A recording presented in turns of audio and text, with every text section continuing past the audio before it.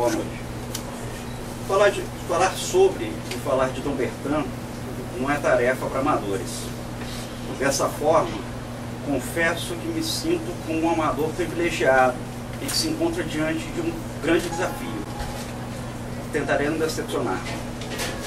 Antes de tudo, gostaria de falar da minha formação e o motivo pelo qual tenho um grande apreço pela monarquia, pela família imperial e, sem sombra de dúvidas, por Dom Bertrand, que considero um expoente e exemplo a ser seguido.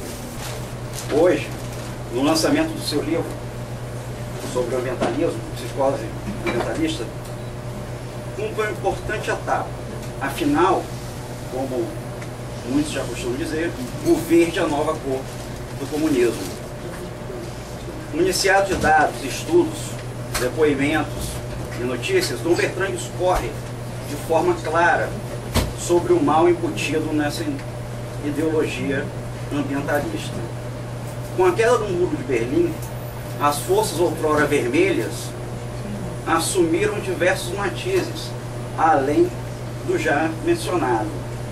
O relativismo já ditatorial traz consigo um rastro de destruição dos pilares da nossa civilização.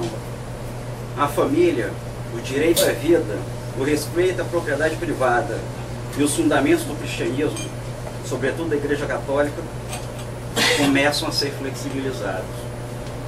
Dom Bertrand não é apenas um homem de princípios e valores consolidados. Ele é um homem capaz de defender os direitos inegociáveis e os princípios absolutos e eternos que sobreviverão a todos nós. Dispenso apresentações. Eu agradeço a palavra amável do meu amigo Fernando Pergentino, que começou explicando por que ele é monarquista.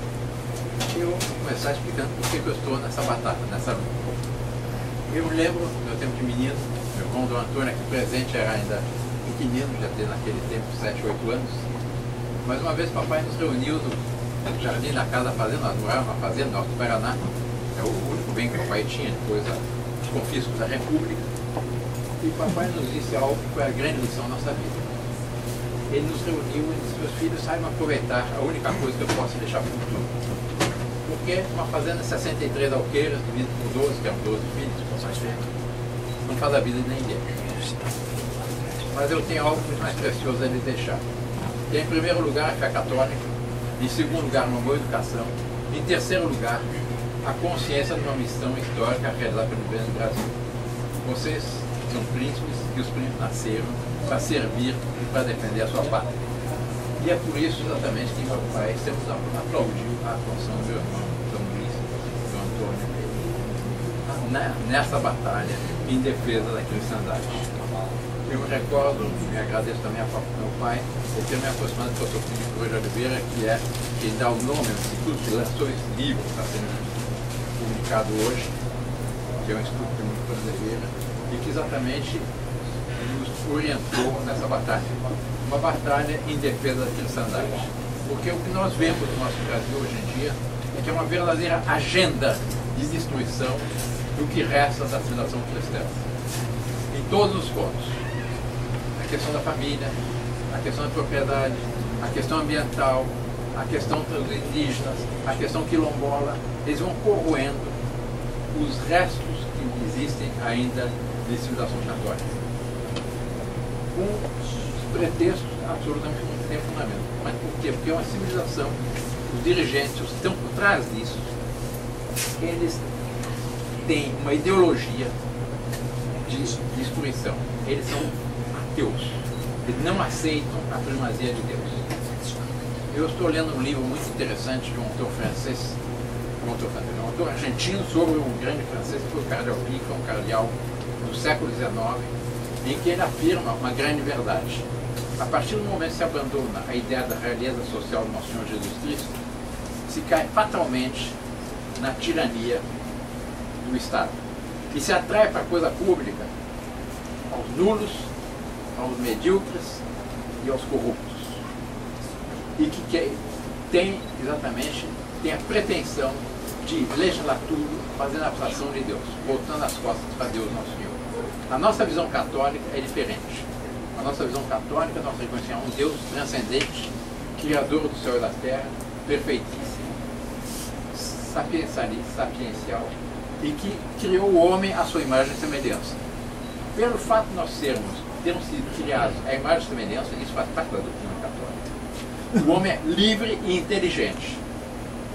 E o homem não necessita de um Estado que esteja com uma pretensão de regulamentar toda a sociedade de cima para baixo. Pelo fato de ser livre e inteligente, no plano socioeconômico, se decorrem três princípios fundamentais. O primeiro é a livre iniciativa. Quando há livre iniciativa, se inibe a capacidade criativa de um povo. Nós já vimos o que aconteceu com países comunistas. E o que continua a acontecer e o que está acontecendo aqui no Brasil. O segundo princípio fundamental é o princípio da propriedade privada. A definição mais sucinta de propriedade privada que eu conheço foi dada pelo Papa Leão XIII na encíclica Rerum Novarum. Trabalho acumulado. Eu trabalho o dia a dia o necessário ao meu sustento. Eu trabalho algo a mais que o necessário ao meu sustento. Dia após dia, eu vou acumulando esse algo a mais. Isso me pertence a mim, é fruto do meu trabalho. Pelo fato de eu ser livre, isso é meu. Daí existem dois mandamentos da lei de Deus que garante esse princípio da propriedade privada: não furtar e não cobiçar as coisas alheias. Se eu não for dono do fruto do meu trabalho, eu sou um escravo do Estado.